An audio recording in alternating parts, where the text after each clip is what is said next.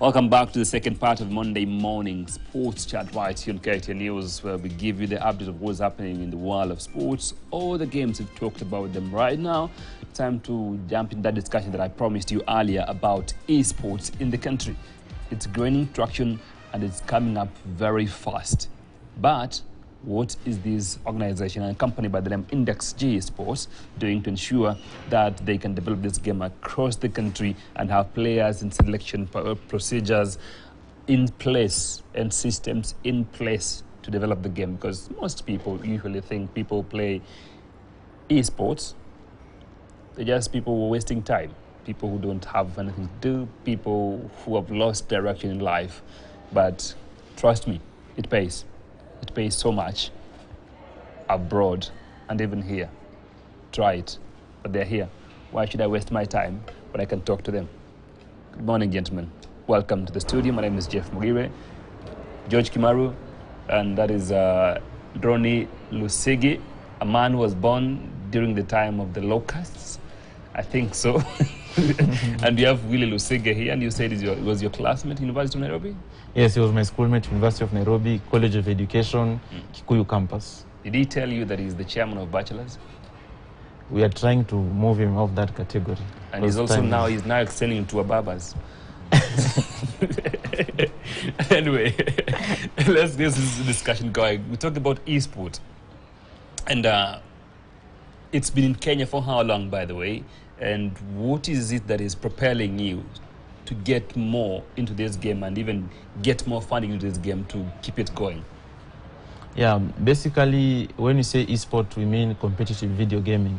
So it's really hard for me to tell how long people have been playing video games in Kenya, because video gaming is a popular urban culture in our country. You go to these towns, Nakuru, Mombasa, Nairobi, you see a lot of video game cafes. So now on the competitive side, I'd say maybe the last 6-7 years is when it has really gained traction of people now putting up serious competitions for people to compete in esports. Because in the past, we just used to play maybe in the estate there. You and your neighbors play a small competition, contribute 50 shillings, the winner walks away with it. But with time, we've started seeing people in Kenya now go for the top events and competitions. And basically that's what we do as Index G Esports. We try and organize this mega esport competition where we invite talented video gamers in Kenya to come and compete for prizes, sometimes for them also to go and compete abroad is part of what we do. You had a weekend event, by the way, E-League One. Yeah. How was it? Yes, so the E-League One tour, we held it the first round at Alliance Francaise on Saturday. E-League One tour is a FIFA 23 esports competition in partnership with Ligue 1 Uber Eats, the French top flight league. So it's a simulation football game played on PlayStation. The French Ligue 1 use it as a way to interact with the young fans, because right now football leagues are changing the way they are tapping into the young fans. So it is their way of interacting with the young fans globally. And so we are hosting that competition where the winner will get a trip to France, fully paid for by the Ligue 1 Uber Eats. So on Saturday, we had 264 gamers turn up, and now we are left with the final 8, who shall play in a final on March 11. It shall be a big final. You should come, Jeff, because at Alliance Francaise, a capacity of 350 people will be packed on the big screen watching these top 8 people compete to see who goes to France. Last year, we did that competition at a smaller venue, and our YouTube stream had 34,000 viewers. So this time is massive. Yeah, this time, because people like Jeff know, and KTN has given us the platform to promote it, I know we are looking at our live stream maybe hitting hundreds of thousands of viewers. That is perfect. You were there, Yep. and you're among the participants. How was it? Did you qualify, by the way? Yeah, I qualified, and this is the second year running me getting into the last 8. Last year was kind of hard because it's very intense.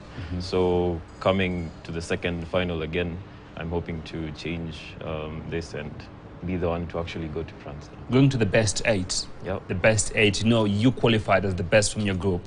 The 7 more who qualified from their group, and they're the best in those groups. And are you going to face each other? Are you ready for this? Yeah, I am.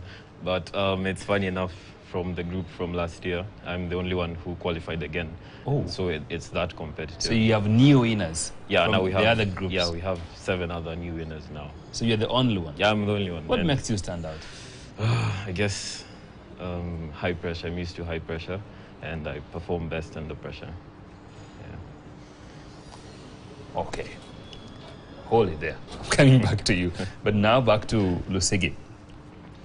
You have had partnership.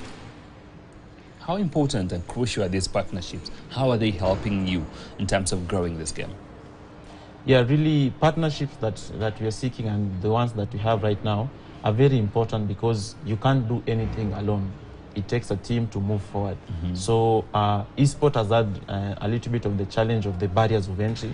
Sometimes you find tournaments, because of the nature of the competition, you have to get equipment and what have you. People having those paywalls that you have to pay this amount to play. But what we've been doing as Index G Esports is we took a decision in order to popularize this sport and to increase the talent pool, that all our competitions shall be free going forward. So we make use of the partners that we have. For example, the E-League One tour that we held on Saturday, the French embassy are among our partners. Alliance Francaise, the venue providers, are among our partners. Red Bull Kenya were among our partners. TCL TV gave us TVs. Vivid Gold gave us PlayStation. So we are trying to work with these service providers because you need TVs. So you look for the TV companies. You need PlayStations. You look for the PlayStation distributors.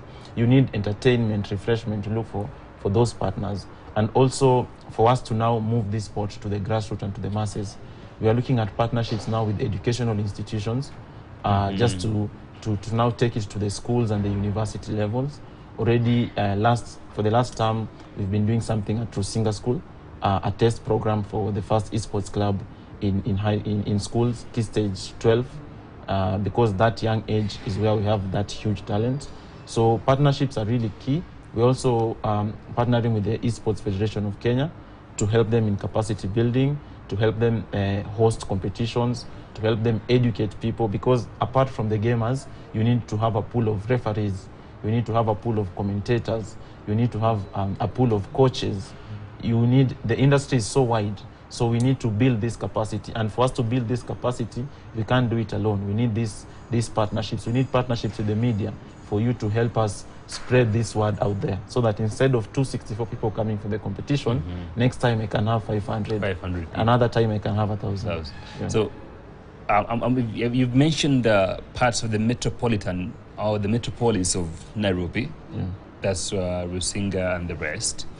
Looking at it from this perspective, like taking it to the places where these things have never existed. The places right now, I can tell you, they're playing PS3. They're playing 2. And we have 5. Others are 6, 7. And they are ahead of us, way ahead of us. Because every stage of it, from 2, 3, there's new dimensions, new things introduced here. And looking at it, how effective is it, your plan, to make it familiar? Not for the people of Nairobi, because most people know that ni wakora wa Nairobi wanacheza hizi vitu. When is the local boy down there in the village, probably in Matoke and Kisi, get to know this?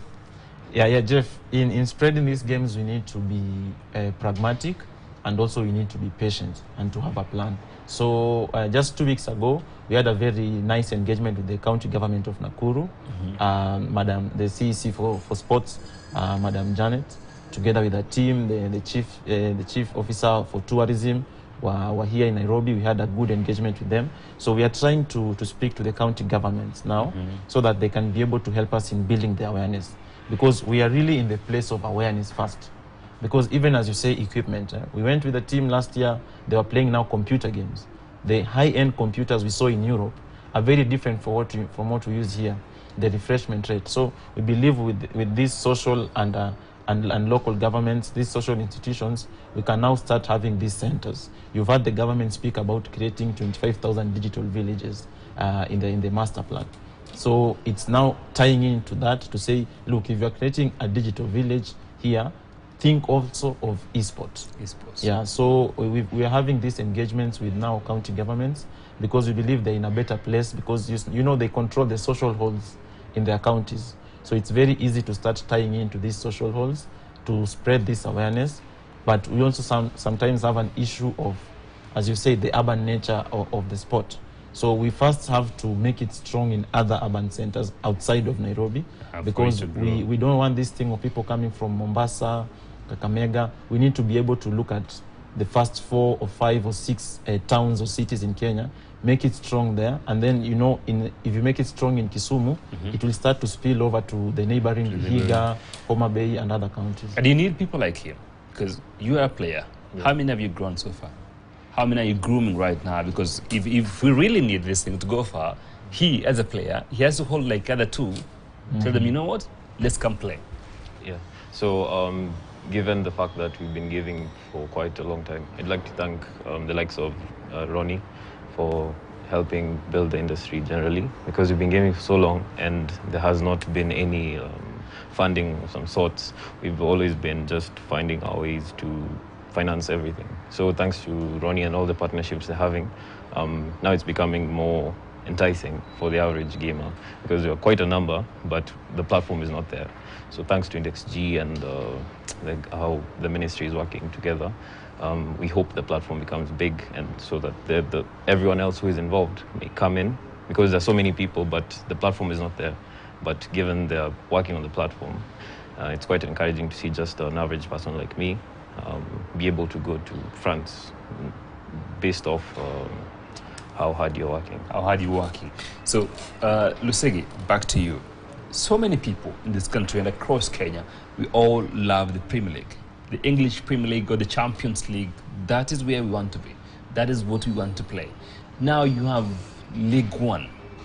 Majorly, it's League One you're playing. People coming in, they're playing League One. Are you thinking about these fans and these players who once played the Premier League and the Champions League? How are you going to incorporate them to play in the esports with your company if you are only doing one? Or are you thinking of incorporating the Premier League in as well? So basically, we host an array of competitions, and these competitions depend on the partnerships that we have. So it's not that in our simulation football competitions, we've locked it to Ligue 1 teams. This is a specific competition. We are partnering with the French Ligue 1 for this specific competition.